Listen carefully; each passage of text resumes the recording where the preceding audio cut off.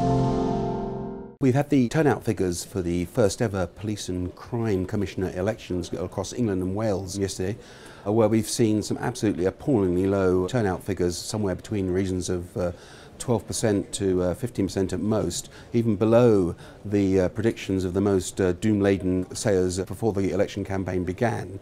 This has some very worrying implications for the legitimacy of these new posts, these new commissioners who will have the power to hire and fire chief constables, be able to set police budgets and priorities.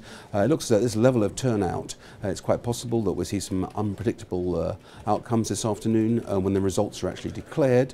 We'll see possibly 3 or 4 independents getting elected who are perhaps unprepared for the job.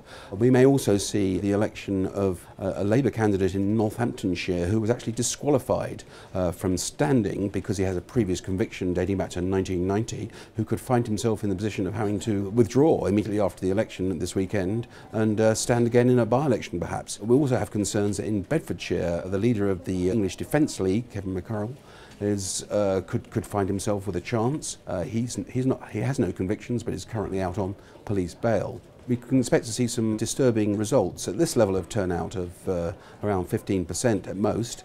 It also puts a big question about the legitimacy of these new commissioners who will have tough negotiations with chief constables over budget cuts and over where policing and how policing should be conducted. And I think this flagship policy of Theresa May and David Cameron is looking rather shaky at the moment in terms of having to have some legitimacy for these new elected commissioners.